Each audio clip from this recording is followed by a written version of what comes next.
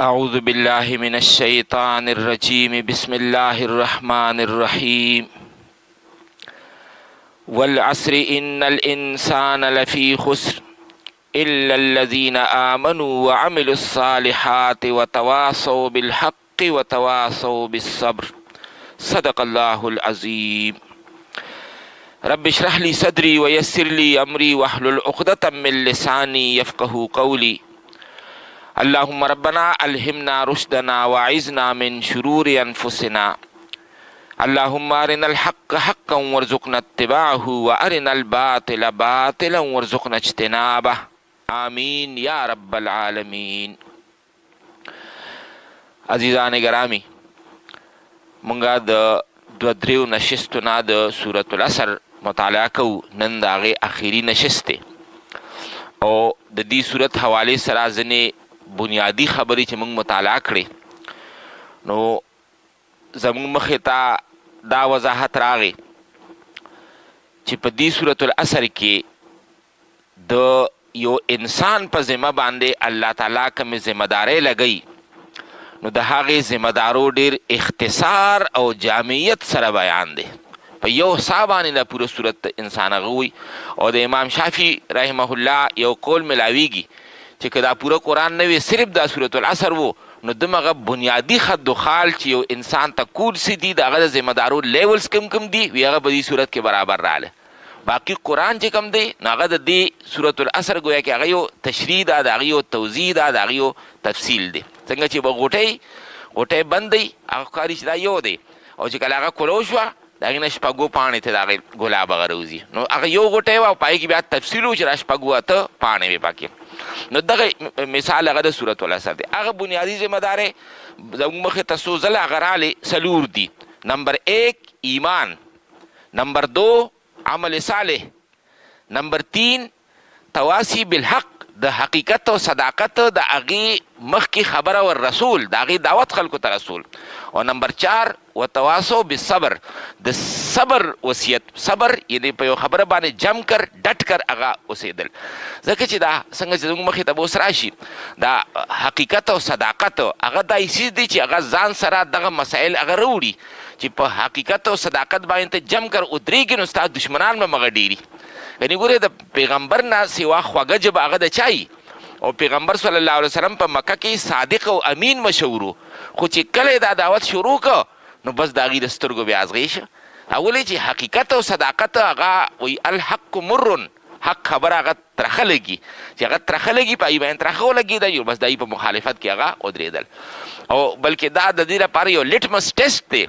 چې که چېرته په معاشره کې د هغې مخالفت نه راځي، نو مطلب چې انسان د حق او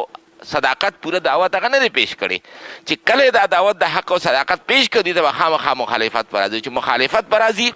نو هغه کس چې هغه د دې مخالفت په جواب کې هغه جم کر او ډټ کر هغه ودرېږي نه، مطلب چې د ده په هغه ایمان کې څه نقص و، د ده په هغه عمل صالح کې څه هغه نقص و. نو چې تر څو پورې دا څلورمه مرحله نه شوي، نو دا ګویا کې د ایمان هغه کلایمکس دی، وتواصو بالصبر. نن زموږ مخې ته دا دوه خبرې دي، تواصو بالحق او تواصو بالصبر. خو د دې نه مخکې د قرآن مجید حوالې سره پکار دي چې دا حقیقت هم زموږ پیش نظري چې دا د عظیم الله عظیم کلام دی. او کله چې انسان دې ته کینی، نو چې د هغه په زړه کې دا یو خوف او دا خشیت او دا روب او هیبت چې زه د الله تعالی کلام ته ناست یم، او څومره چې د انسان په زړه کې دغه روب او دغه هیبتي، دومره د هدایت هغه ارتکاز د هغه په زړه باندې زیات نه زیات کېږي. یعنې دا انسان دی چې هغه دا ښایي چې زه د دې څیز قدردان یم، ما ته د دې څیز هغه ضرورت دی، او چې څومره انسان کې هغه ضرورتمندي راله، هغه احساس پکې هغه راغی، نو دومره الله تعالی هم هغه ته زیات نه زیات ورته د دې نه حصه ورکوي. نو چې کله مونږ د قرآن شریف هغه درس ته ناست یو، چې په مونږ باندې دا څیز دا خوف را باندې تاری چې مونږ د الله تعالی کلام ته ناست یو، او د دې یوې خبرې ته چې مونږ 100% توجه ورکړو. که چېرې دا ډر او دا خوف او دا خشیت او د الله دا روب او د الله دا هیبت دا که په انسان باندې تاری نی، نو د قرآن شریف نه هغه هدایت نشي حاصلولی، کوم هدایت چې هغه پکار دی. چنانچې د قرآن په آغاز کې الف لام میم ذالک الکتاب لا ریب فیه، دا کتاب چې کوم دی په دې کې څه شک و شبهه نشته، هدل للمتقین، دې هدایت دی د چا لپاره جو لوگ ډر رکھنے والے ہیں کم خلکو دنه چې هغه خوف او خشیت او هغې وي چې دا یو ډېر عظیم او برتر کلام دی او په دې خیال ورته کېناستل بس هغې ته ډېر څه حاصل کړو او که یو کس وایي چې زه ته خپل زما څه تحقیق دی او زه هغه تحقیق کې لګیا یم راشه د قرآن شریف نه سم پوینټس هغه حاصل کړه نو محقق به دې جوړ شي خو د قرآن هغه مومن چې ورته وایي چې ایمان ته حاصل کړي هغه ته هغه نه شي حاصلولی کنې څونه غټ غټ خلک وو هغه غلام احمد قادیاني هغه چې تاسو تفسیر ګورئ پای کې څومره نکتې هغه راوباسي څومره نکتې او څومره تفصیلاتو کې پکې هغه ځي د هغه چې کوم رایټ هینډ دی نو هغه تفسیر لیکلی تفسیر کبیر هغه تفسیر کبیر کې په یو یو څیز باندې ډیټیلز دي خو چونکې د دننه نه هغه څیز څه دی چې زه ترې خپله دغه دپاره د نبوت دپاره د دلایل هغه راواخلم او یو هغه کس دی چې هغه وایي چې یا الله پاکه زه دې کلام ته کښېنم زما چې څه خیالات وو که چېرې هغه غلط وو کسوټي و معیار بدای اکه ټول خیالات به زه پرېږدم او د کې که څه نوي خیالات او د عمل لپاره نوي څه محمیز او څه ترغیب و اکه څیز به زه اختیاروم کله چې انسان دا اصولي فیصله هغه وکړي بس د قرآن شریف نه بیا هغه هدایت هغه ته حاصل نه هدن للمتقین دا هغې خلکو دپاره هدایت دی جو ډر رکھتے ہیں چې د هغې په زړه کې خوف دی او مخکې دا خو لومبۍ سپاره ده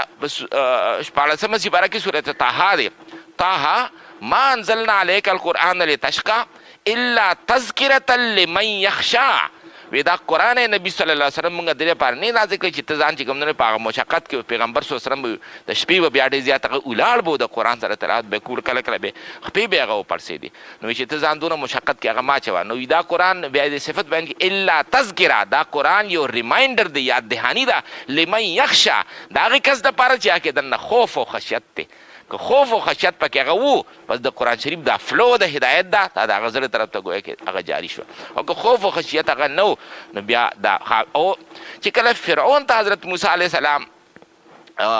ور مخامخ شه د هغه په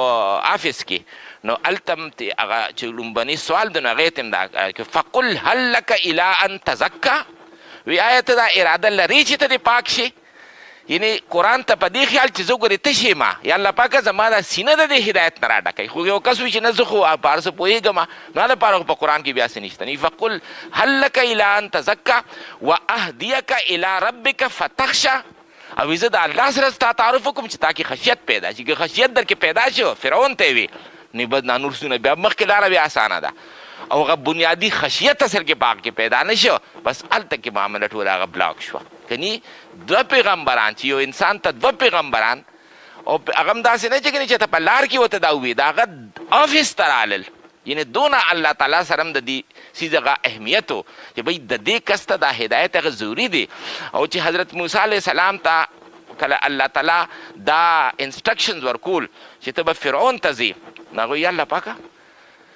تاسو نه زیات په دې خبره څوک پوهېږي چې زما باندې خو د هلته کې یو الزام دی لګېدلی دی او زه خو کلې حضرت موسی علیه السلام د لاس نه هغه یو کس ته قتل شوی که نه چې صورت قصص کې راځي چې فوکزه موسی فقضا علیه هغه دوه کسان هغه په جګړه موسی علیه السلام ورغې هغه انسان چې ته خلاصۍ ماسي کړي دوو ماشومانو کې یو ماشوم د کله سپېړه ورکړي د ماشوم کله کله سپېړه په دې غوښ خطرناک ځای باندې ولګي نو ده خو په دې خیال نه کو چې ماشوم ته یې دغه شي ده خو صرف دغه کوله یو ماشوم بل سره زیاتې کو د لږ زوره سره وکړو چېرته ته لر شه سپېړه یې ورته ورکړه نو دغه شان حضرت موسی علیه السلام چې هغه دغه کول هغه بیچ بچاو ته هغه ورغې نو په هغې کې فوکزه موسی فقضا علیه نو هغه هلته کې راپرېوته هغه وفات شه چې وفات شو نو بیا حضرت موسی علیه السلام خلاف دا یو اف آی آر ګویا کې د فرعون په هغه دغه کې درج شو نو چې کله الله تعالی بیا حضرت موسی علیه السلام ته وایي چې ته به فرعون ته ځې نو حضرت موسی علیه السلام ته وایي چې په ما باندې خو هلته کیس دی خو بس زما خو تللی دی او ګرفتاري ده خو الله تعالی ورته وایي چې د دې نه باوجود به ځې یعنې هغه اهمیت ته ګورې چې دا هدایت څونه اهم څیز دی چې الله تعالی ورته وایي چې نه ته به هلته به ځې نو دویمو ته بیا حضرت یعنې دا یو سوال موسی علیه السلام دا خدشه ځای دی چې دا رکاوټ دی الله تعالی ورته وایي چې هغه رکاوټ درته زه ختموم بیا ورته وایي چې زما په هغه وینا کې زه چې دا کوم تقریر کوم په هغې کې فلوینسي و په هغې کې دا دغه نشته چې زه داسې کولو کله کله انسان ژبه داسې پوره هغه ونه چلیږي ځینې کس یې هغه فصیح اللساني ښایسته طریقې سره کې نو دې دپاره ورته بیا الله تعالی وایي چې ټیک ستا ورور هارون علیه السلام اب هم تا سره مطلب چې دغه بم ګویا کې هغه ستا به اسسټ کوي په دې معامله کې. نو مطلب چې دونه انتظامات یو کس ته وکړل وی شاید چې د په زړه کې هغه خوف او خشیت پیدا شي. فقل هل لك الى ان تزكى واهديك الى ربك فتخشى. خو چونکې هغه پیدا نشو لہذا بس هغه هدایت معامله هلته کې بلاک شو. نو خبره ما دا کوله چې کله موږ قرآن شریف وایو یا درس کې ناست یا د حدیث په درس کې ناست یا کور کې قرآن شریف وایو چې د مخکې نه په موږ باندې دا روب او رهبت او خشیت د الله تعالی هغه تعالی شي نو دومره به موږ ته زیات نه زیات حصه هغه میلاویږي. حاجی نو دا سلور چې موږ کوم ذمہ داري وې په کې نمبر 1 شي چې ایمان او د ایمان باره کې موږ دا وې چې دا چونکې د امن نه جوړ دی ایمان د امن نه نو دا انسان ته امن ورکوي او هغه امن بیا موږ هغه تفصیل کې لړو چې یو د داخلي امن دی د دن امن یو خارجي امن دی. بیا دا چې کوم داخلي امن دی بیا په دوه کې تقسیم کوي یو دی ذهني امن او بل د قلبي امن موږ د قلبي سکون وته وای پای کوم تقسیم کو او خلاصه مو دارو کاغلا چې دا چې په دې کائنات کې انسان راشي او دلته کې وي سوچ بچار کینو اته د دې سر پته نه لګي چې دا کم زینه کیسه شروع دا کم خاروانه ده. یعنی غټ غټ دانشوران په دې باندې هغه سوچ کوي او یې کنه چې سنی حکایت ہستی تو درمیان سے سنی نہ ابتدا کی خبر ہے نہ انتہا معلوم. ایو کس وی چیرې یو زندگی خو زمونږ هغه ده چې زمونږ صرف روحونه پیدا شو دا جسم او بدن نه او سو په لکونو کاله هغه بیا په کولډ سټوریج کې الله تعالی دار سغي او هغې ته الله تعالی خطاب وکړو کومې ته چې هغه وایي چې په نهمه سپاره کې د هغې ذکر دی چې الستو بربکم قالو بلا یوم الس یا عهد الس چې ورته وي او سره الله تعالی ګویا کې مونږ ټولو سره تعارف وشو خو زمونږ جسم او بدن نه صرف روحونه او هغې ته دا د روحونو ته دا ووایي چې ما وپېژنې زه الله یم. اوس به زه تاسو لګم دنیا ته او داسې تاسو روحونه دي د دې نه ګیر چاپېر به د خورې خټې وجود به راشي هغې سره به خواهشات دنیاوي لهذا هغه به تاسو ګورې غر کوي. دغه ستاسو یو امتحان دی تاسو یو کیچړ ته هغه ورلی یو سمندر ته تاسو ورلی او په دې سمندر کې به د الله تعالی یاد تاسو ګورې هغه بچ ساتي. که چېرې دا یاد تاسو نه غلط شو نو داسې وه چې یو کس تا سمندر ته لامبوز د کوي دریاب ته یې کړي او د هغه خپلې سې په پوړي تړلې نو که چېرې دا ډوبېږي نو بس هغه به پړی هغه راکاږي نو دا یو پړی دی د الله تعالی یو سهاره ده دا چې دلته تاسو سره تعارف وکړي د دنیا هغه سمندر مو ګورې هغه ډوب نه کي دغه نه کي هغې کې ګورې چې ته هغه روک نه شي نو هغه د هغه زموږ روحاني زندګي وه پته نیسه چې دا څونه لکونو کاله وه. دې نه پس بیا موږ پیدا شو چې موږ پیدا شو زموږ هغه روحونه په یو باډي کې کېښودل نو دا 60-70 ساله دا بل سټیج دی. بیا چې کله وفات شو نو دې نه پس بیا دریم سټیج دغه کې نو ګویا کې اصل کې نمبر 1 نمبر 2 نمبر 3 اوس که چېرې انسان دا پس منظر د هغه په نګاه کې نی نو هغه وایي چې دا دنیا دا سیتي دا څه دپاره دا هر څه کېږي. دا ګوتم بد د کپلوستو شهزاده او شهزاده ته هر فیسیلیټي اویلیبل واده تازه کړی بیبي وه او یو ورځ هغه د خپل محل پرېږدي دا ولې او د دنیا زه د زندګۍ په کیسه نه پوهېږم دا د چته نه شروع شو دا روان چته یو دا څه دپاره دلته یو دا ظلمونه د څه شي دي دا یو کس دی هغه د خپله اسپه یا خره راګیره کړې هغه وخي انسان سره ګوتم ګوته دی دا دیسه او بس هغه بیا تللی دی صحرا ته او هلته کې یو غار کې او بل غار کې یو ځای بل ځای خپلې مراقبې ادا کوي هغه حقیقت تلاش پسې هغه ګرځي ځکه چې هغه ذهني طور باندې مطمئن نه دی. حضرت سلمان فارسی رضی الله عنه مثال ما تاسو ته درکړو څونه راهبانو سره هغه دغه چې بیا ورته یو راهب چې ستا سوالونو جواب به تا ته هغه کس کوي نبي آخر الزمان چې هغه د کجورو په اساس زمین کې به هغه پیدا کیږي نو هلته به ته ځان رسې. حضرت سلمان فارسی رضی الله عنه بیا هلته کې دغه نو د زندګۍ دا چې کوم حقیقت دی چې سنی حکایت هستی تو درمیان سے سنی ما تا خو چې کله سوچ بچار کړم موږ بس دا 60-70 سال زندګي ده دې نه مخکې څه اړو موږ ته پته نشته دې نه پس دي هغې سره که د ایمان رڼا نی نو به هغه پس هم څوک نه مني غټ غټ دانشوران نو د زندګۍ حکایت ما هغه موږ د منځ نه واورېدم نه ابتدا کی خبر ہے نه انتها معلوم نه راته د هغې ابتدا پته را او نه آخر کې به څه کېږي هغه څه نو دې جواب علامه اقبال ډېر ښایسته کوي چې خرد دیکھے اگر دل کی نگاہ سے جہاں روشن ہے نور لا الہ سے فقط ایک حلقہ شام و سحر ہے اگر دیکھیں فروغی محرما سے. خرد عقل ته وي اقبال وایي که چېرې دا عقل د سره د وحي او د زړه رڼا میلو کې که دا عقل د وحي پر رڼا کې هغه سوچو کې خرد دی کې اگر دل کی نگاہ سے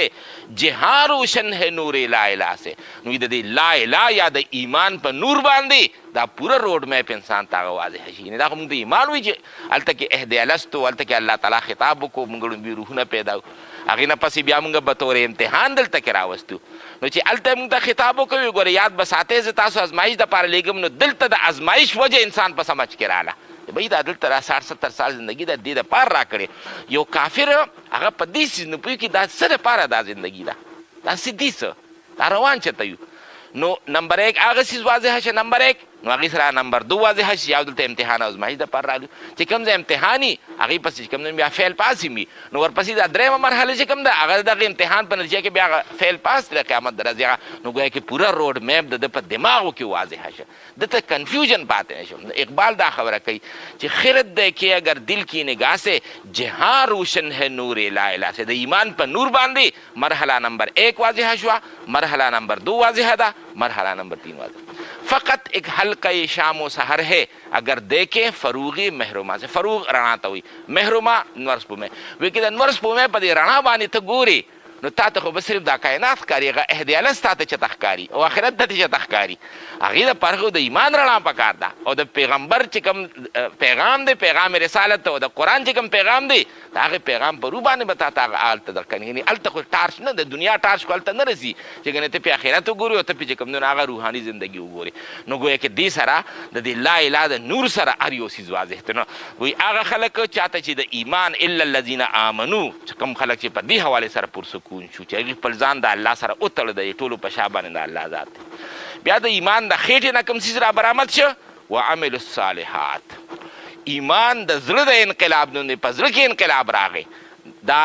باطني انقلاب اندروني انقلاب. دا اندروني انقلاب اوس ظاهري انقلاب راولي. ظاهري انقلاب څه دی؟ زما دا 5-6 فوټه وجود دی الله ته جو کوشه دا د عمل صالح. دا 2 څیزونه شي. نمبر 2 وتواصوا بالحق. او صرف دا کافي نه ده چې یو انسان هغه په خپله نیک شه بلکې دی به دا نور خلک هم نیکان کوي، دی به د نیکۍ دا دعوت مخکې غوري. دا چې کوم الفاظ دي وتواصو شروع کوم ما ویلو چې دا چې کوم سورة العصر دی دې کې الفاظ ټول ډېر داسې الفاظ استعمال شوي چې زموږ په اردو پښتو کې استعمالېږي. والعصر وہ میرا ہم عصر ہے زمانہ، عصر کی نماز. ان الانسان انسان هم دغه لفظ دی مونږ لفی خسر هغه لفظ دی کوم ته چې مونږ خساره وایو دا هم په پښتو کې هلکه په خساره کې لړم هغه هم ټیک شي. الا الذین آمنو ایمان د لفظ مونږ سرسري طور باندې واقع وعملوا الصالحات عمل او صالح دا په دې کې هم څه مشکل نشته. وتواصوا دا لفظ هسې بظاهر مشکل ښکاري خو دا هغه لفظ دی کوم ته چې مونږ وصیت وایو. وصیت او وصیت مونږ څه ته وایو؟ یو کس دی هغه وفات کېدو هغه د څه څیزونو هغه تاکید وکړو نو دا وصیت ورته ځکه کوي چونکې دا ډېره اهم او امپارټنټ خبرې چې هغه کوي او دا خبره ګورې دا زه چې اوس کوم دې نه پس خو پته نه کېږي زما د زندګۍ زه خو به لاړ شم دا ګورې ضروري ده په دې باندې عمل کول ضروري ده. زه چېرې چا لپاره وایم ماته ګوره دا خبر رسول هغه غواړي نو هغې اهم خبرې ته وصیت وي. دا هغه لفظ د تواصو اصل بنیادي حروف دي وو صاد او یا. وو صاد او یا وصا یسوي وصین او د دې مطلب دی یو څیز د یو بل څیز سره چې داسې پیوسته شي. اهل عرب هغې چې داسې دا کبل دا ګاس چې ورته وایي داسې یو بل سره درکړو نو هغه وایي چې وسن نبت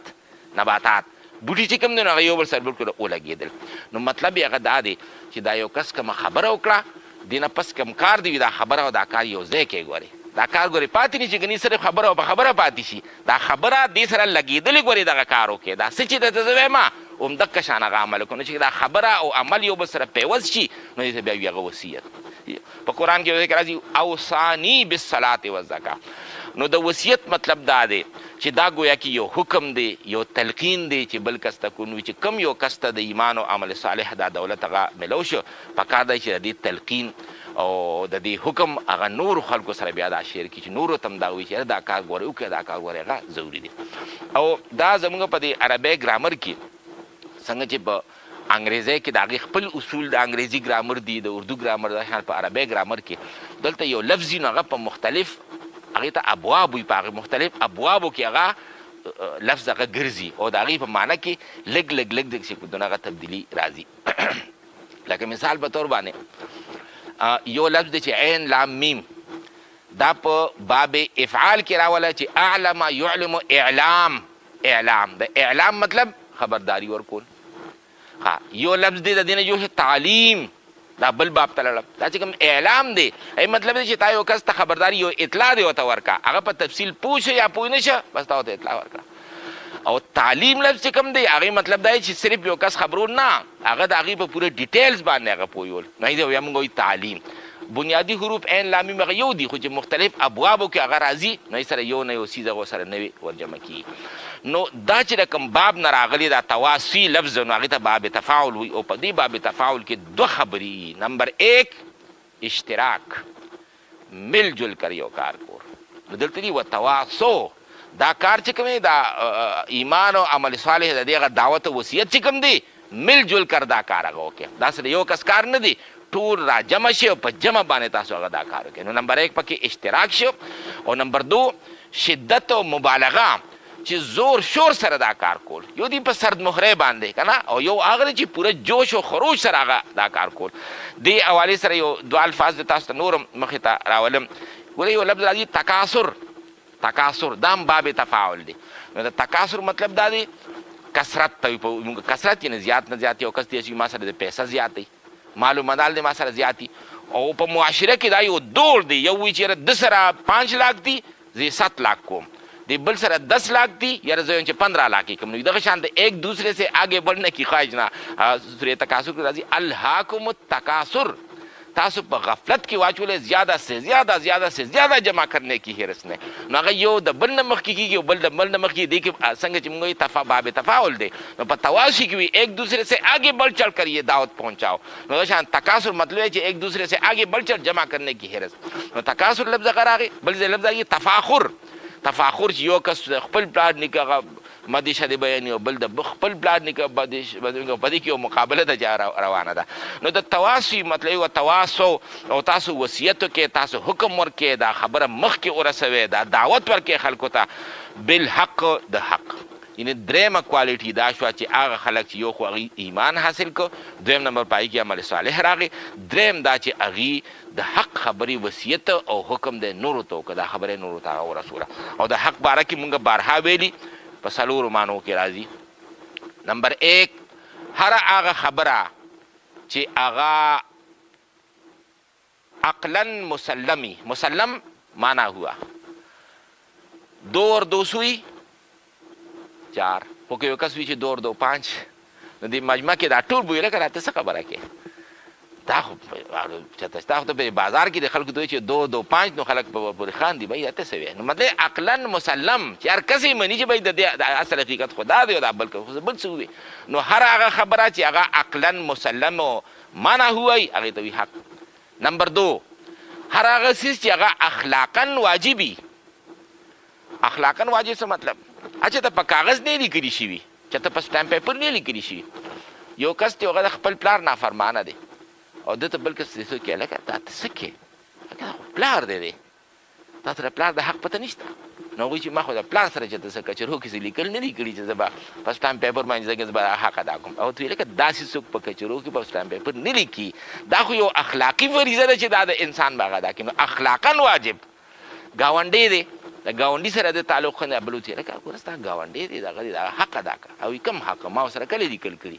نو دا لیکل څوک نه کوي، دا یو اخلاقي ذمہ داري ده چې انسان هغه نباوي. نو نمبر 1 حق هر هغه څیز چې هغه عقلا مسلمي. نمبر 2 هر هغه څیز چې هغه اخلاقا واجبي. نمبر 3 هر هغه څیز چې هغه واقعتا موجودي. د دې په مقابله کې کوم څیز موجود نه، صرف یو ظاهري شکل صورتي خو بس ختم شي، ته باطل. نو په قرآن کې راځي وما خلقنا السماء والارض وما بینهما باطلا، چې موږ دا آسمان او ځمکه او د دې منځ کې چې راسي دا موږ باطل نه دي جوړ کړي، باطل مو نه جوړ کړي. دا مطلب چې دا موږ حق جوړ کړي، نو مطلب چې هغه یو څیز چې هغه حقیقت کې هغه موجود دی، دا باطل هغه نه دی. او اخیری نمبر 4 معنی دا چې هر هغه څیز چې هغه پرپزفل دی، با مقصده دی، با مقصده بې مقصده نه. یعنی دا چې کوم تاسو ګورئ چې دا فلسفیانو هغه تحریرونه تاسو ګورئ، هغې څه وایي؟ وایي دا کائنات چې کوم دی یہ رام کی لیلا ہے. وایي د دې څه مقصد نشته چې دا څه دي. هغه شیکسپیر چې کوم دی که نه انګریزی شاعر چې کوم دی، هغه وایي چې لائف از اے اسٹوری ٹولڈ بائی این ایڈیٹ، زندگی ایک ایسی کہانی ہے جس کو ایک بیوقوف بیان کر رہا ہوتا ہے. او د دې سره سر پاتې څه پته نه لګي راځي. د اسمان او زمین د څه لپاره پیدا شوي؟ څنګه چې وخت موږ د ایمان په بحث کې ووایي چې که چېرې دې سره تا الله میلو نه کړه د وحي او د زړه په نګارو ته ونه کتل، دا د انسان په سمجھ کې چې کوم دا څیز هغه نه راځي. نو هر هغه څیز چې هغه با مقصد نو په قرآن کې راځي وخلق الله السماوات والارض بالحق، الله تعالی د اسمانونو او ځمکه په حق سره پیدا کړي، نه دی یو مقصد دی په شا باندې. ستاسو امتحان او ازمایش دی په کې دا دونه تاله چې چهل پهل پیدا کو، دا دونه رونقي پکې پیدا کو، او دا دونه یو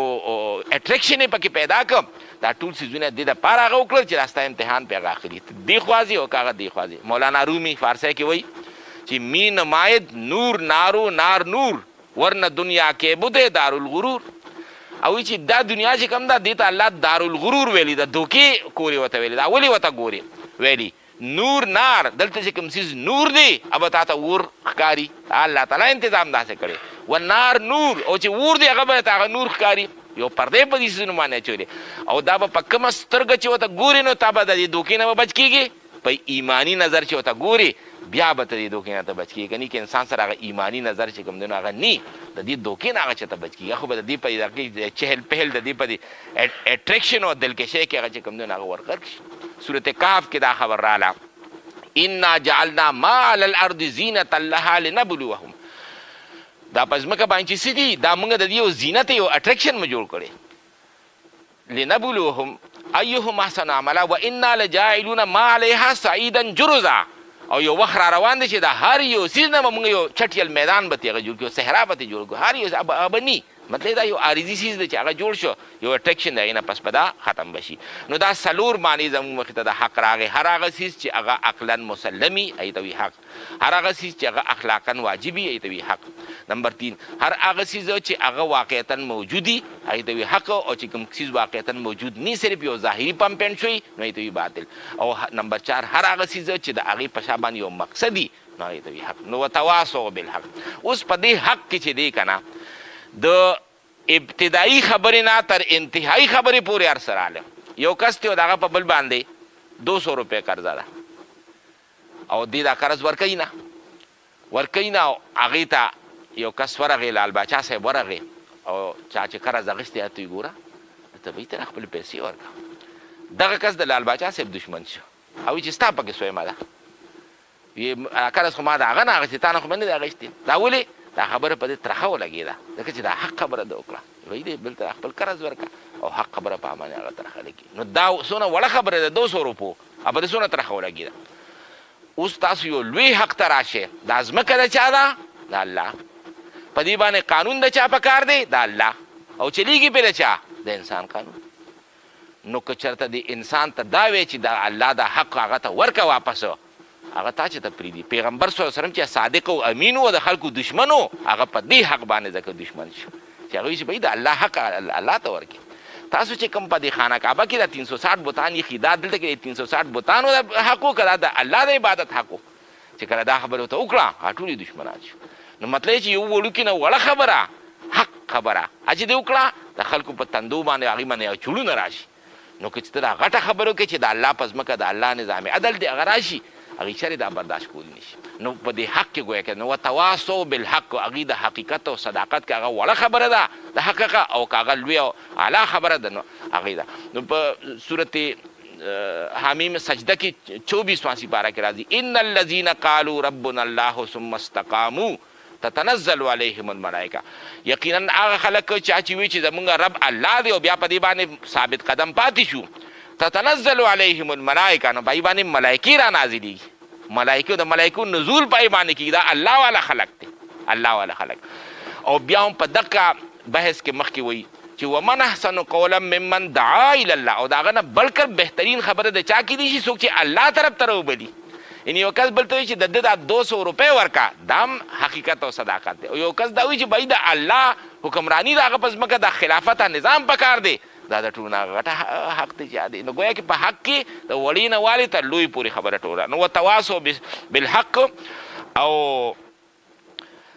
دا چې کوم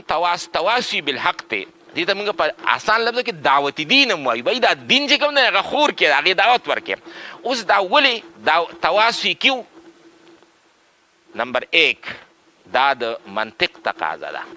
چې کوم ځای د واورې سیل پروتي د واورې بلاکونه پراته نو ګیر چاپیر ماحول کې به صحیح یخني وي او چې کوم ځای د اور بټۍ د هغې ګیر چاپیره به ګرمي که په سینه کې د ایمان ګرمایش راغې دا ایمان صرف دننه نه پاتې کېږي دی به غواړي چې زه د هغه خور شم د دې بله سینه کې د ایمان راشي دغه بله کې د ایمان حرارت راشي دغه بله کې د ایمان حرارت هغه راشي نو دا د منطق تقاضا ده چې څنګه یخوالي یو څیز یخ دی د هغه ګیر چاپیر به یخني پیدا کېږي یو څیز ګرم دی د هغه ګیر چاپیر به ګرمي پیدا کېږي دا ایمان دا ګرمایش چې په یو سینه کې راغی دا صرف هغه سره نه پاتې کېږي دا به د انه خپرېږي نمبر 1 نمبر 2 دا د انسان د شرافت او مروت تقاضا ده پیغمبر صلی الله علیه وسلم فرمایي لا یؤمن احدکم حتی یحب لاخیه ما یحب لنفسه تاسو کې هغه کس یعنې د هغه ایمان هغه کمال ته نه رسېدلی تر څو پورې چې هغه یو څیز کوم د ځان دپاره خوښوي د بل رور دپاره هم هغه خوښ نه کړي نو چې یو کس ته د ایمان دولت راغی نو هغه وایي چې د اصل دولت خدای چې زه دې خپل رور ته ورکړم یو ښه تخم مونږ ته میلو شي خپلو زمیندارونو کې خورو لکه ډېر ښایسته دا تخم راغلی خپلو دوستانو ته وایي نو دوستانو ته اصل د وینا سیز دا دی چې دا د هغه ته ورکړي د هغه په علم کې دا خبر راولي نو نمبر 2 دا شی دا شرافت او مراوت تقاضا ده چې ته دا دعوت ورکړي دا تواصي وکړي نمبر 3 د غیرت او د حمیت تقاضا ده هغه حدیث قدسی کې راځي چې د یو کلي باره کې دا حکم وشو چې دا کلي الټه کې به دې خلکو باندې فرښتې د الله نه اوس فرشته تپوس کړي چې الله پاکه هلته خو یو داسې کس دی لم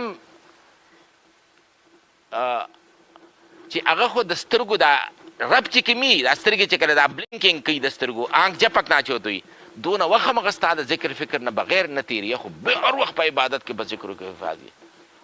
نو هغه سره څه وکړو په کلي کې خو هغه هم دی نو الله تعالی ورته جواب څه ورکړو اقلبها علیه وعلیهم وي لومبې یې په ده واړوئ اوس تاسو وګورئ او بیا ورپسې مخکې وایي چې دا ځکه چې دی په خپل عبادت او ذکر فکر کې مشغول دی خو د ده په دې مخ باندې چېرته کې دا سوروالی د غیرت نه رانغی چې دا بار د الله تعالی چې کوم دی نو چې کوم قانون دی او د پیغمبر قانون هغه ماتیږي او دی صرف په خپل عبادت کې ناست دی نو مطلب دا د انسان د غیرت او حمیت تقاضا ده چې که بار یو ظالمانه ماحول دی او هغوی خپل ظلم خورئ نو زه دې صرف د ایمان نه زه صرف ځان سره په یو ځای کې ولې کښېنم په کار د په مقابله کې د ایمان خور کړم او هغې کې زه ګرم جوشي وخورم دا 3 خبرې شوې نمبر 4 څلورمه خبره دا ده چې دا د دې امت مسلمه مقصد وجود دی که چېرې دا کار امت مسلمه پرېښوده بس دی ختم او هغه مقصد وجود په قرآن کې چېرته راغلی څلورمه سپاره کې کنتم خیر امت اخرجت للناس تأمرون بالمعروف وتنهون عن المنکر وتؤمنون بالله تاسو له نیکۍ حکم به ورکوئ د بدۍ نه منع کوئ دا تواصي بالحق به تاسو هغه کوئ نو څلورمه خبره دا د امت مسلمه مقصد وجود نمبر 5 د ختم نبوت لازمي تقاضا ځکه چې پیغمبران ختم شو نو که دا بس پیغمبر بند شو او موږ دعوت هم بند کو نو بس هر څه په ځای باندې ودرېږي نو چې ختم نبوت وشو پخوا به څه چلو دا اصل کې غلام احمد قادیاني دا یو سوال دغه کړی هغه وایي چې ما ته د سوال جواب راکړې او وایي چې دا پیغمبران به څه لپاره راتلل دا ځکه چې برایې دي خلک په ګناهونو کې ملوث دی هغه دی نو وی اوس تاسو وایئ چې نبوت ختم شه که نه نو ولې برایې ختمې شوې برای خو نور هم سیوا شوې نو وایي که چېرته برای سیوا شوې نو د نبوت بند ولې شه اوس هغه دغه ته تاسو وګورئ یعنې د حضرت عیسی علیه السلام نه 600 سال مخکې یعنې رستو چې تاسو لاړ شئ او دای پسې 600 سال بعد دا چې کوم 1200 سال دي یو ډېر لوی محقق پروفیسر یوسف سلیم چشتي رحمه الله هغه دا یو تحقیق دغه کړی چې په دې 1200 سال کې چې څومره انساني ذهن هغه سوچونه کولی شو هغه یې وکړه ارسطو او سقراط او بقراط دا څومره چې غټ غټ خلک دي په دې 1200 سال کې هغه راغلل د انسان د ذهن چې څه نچوړ و چې دې د زندګۍ مسله څنګه حل کوي هغه دوی په خپل غور فکر وکړو دې نه پس چې هغه مسله د دین حل نه شوه اوس به په الله تعالی هغه اخري قانون راولي پیغمبر صلی الله علیه وسلم د حضرت عیسی علیه السلام نه 600 سال بعد دی یعنی د هغې نه 600 سال مخکې او د 600 سال بعد غټ غټ دانشوران غټ غټ فلسفیان چې کوم دغه ټول پیدا شو دا اوس چې تاسو وینئ چې دا کارل مارکس دی یا دا ایډلر دی یا دا سیګمن فرایډ دی دا ګورم هغه زوړ فکر دی چې هغه نوې بوتلو کې هغه زوړ شراب دی چې هغه راکېږي اصل چیز هغه مخکې نه شوی دی یعنی چې کوم ایرانی حکیم مصدق دا چې کوم کارل مارکس د کمیونزم نظام پیش کړ دا ځکه کې حکیم مصدق دا ډېر مخکې پیش کړی چې بھئی داسې زر زم زمین دا ټول مشترک هغه پکار دي نو چې کله دا هر څه وشو انساني ذهن چې څونه سوچ کولی شي هغه سوچ یې وکړو او هغې نه پس بیا راغی چې اوس د انسان د وس کار نه دی مزید نو بیا پې الله تعالی قرآن محمد رسول الله صلی الله علیه وسلم راوست ټیک شه هغې دا خپل دا کړو دا گویا کې انسانیت دې ځای ته هغه اوس سره ورسېده چې ورسېده نو اوس دې نه پر هغه چې کوم ذرایع رسایل دي پخوا به لږو علاقو کې به دوه پیغمبران هم راغلي ځکه د خلکو یو بل سره ربط ضبط نه نن تاسو ګورئ دنیا یو ګلوبل ویلیج جوړ شو یو ګلوبل ویلیج نو هغې نه پس الله تعالی نبوت سلسله هغه بنده کړه نو چې بنده یې کړه یا منې دا کار ختم شو اوس یې مخکې به یو پیغمبر به راته یو پرسن به اوس یو اداره جوړه کړه ګورئ پخوا به برایي څه وه په حجرو کې به خلکو راغی چې هلکه دغه دي څه ته ګډا ډول سورنا به یې وکړه اوس دي فلم انډسټري په څونه لویه پیمانه باندې فلم انډسټري ده په سعودي کې تاسو ګورئ چې 6-7 لاک کسانو هغې ته دغه وکړه په لویه سطح برایي چې کوم ده نو هغه ډېره هغه انسټیټیوشنلایز شوه انسټیټیوشنلایز شو نو الله تعالی څه وکړله هغه د هغه یو پرسن په ځای باندې هغه یو اداره جوړه کړه چې هغې به اوس دا کار کړي نبوت دا کار هغې ته وي امت مسلمه نو مطلب هغه کار بند نه شو هغه کار یو ادارې ته ورکړه چې دا اداره به هغه کار کړي او که چېرې دې ادارې دا کار پرېښوده بس گویا کې د الله تعالی په نظر کې د هغې اهمیت چې کوم دی هغه ټول ختم شو نو برایي ختم شوي نه دي برایي شته دي نورې منظم شوې نو اوس یې ورته د یو انسان په ځای باندې گویا کې الله تعالی ورته پوره اداره د امت مسلمه په شکل کړله دا کار به اوس تاسو کوئ او تاسو ته هغه اخري پیغام چې کوم دی هغه د الله تعالی د طرفه میلاو شي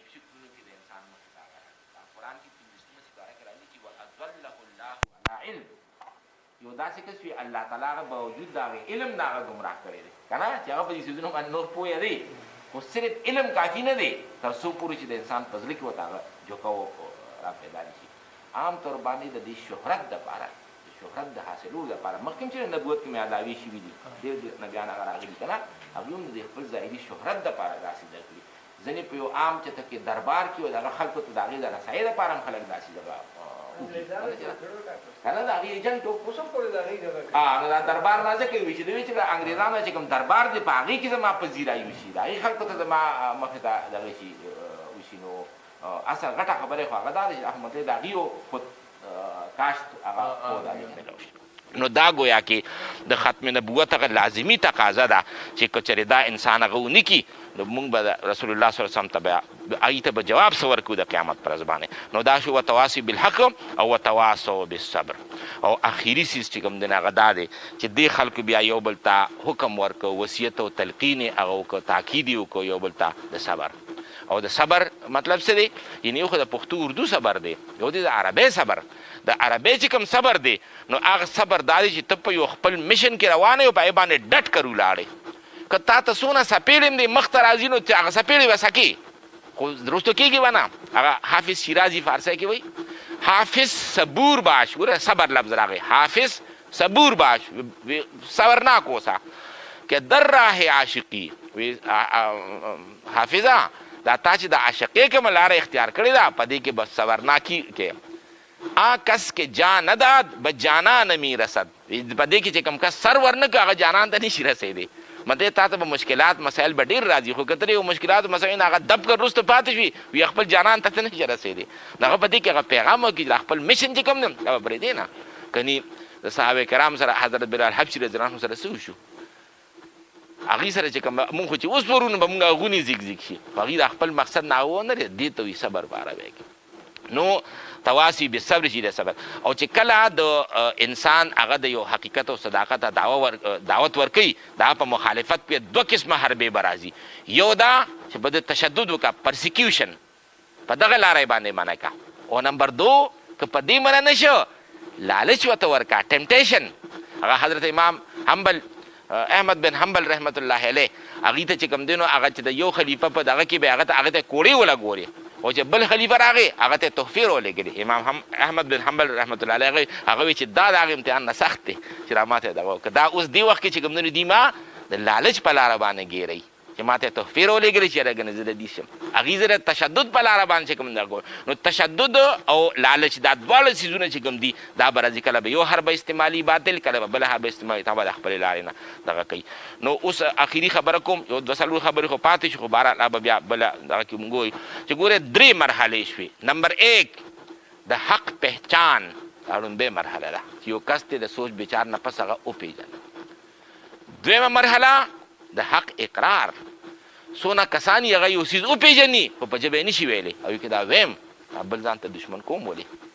نو د حق پہچان یوه مرحله ورپسې ګرانه مرحله د حق اقرار چې وایي دا خبره بالکل حقیقت دی خو که دا بل کس دی که دا چودري پې خفه کېږي دی پې خفه شي که دا بل کس پې خفه کېږي دی پې خفه شي خو دا حق دی او درېیمه مرحله په حق باندې استقامت چې پای باندې اوس مسایل به ته راځي مشکلات به راځي دشمنۍ به ته راځي هغې ته چې هلته کې ولاړې نو دا درې مرحلې چې انسان په دې باندې تېرې شي دا د حقیقت کې صبر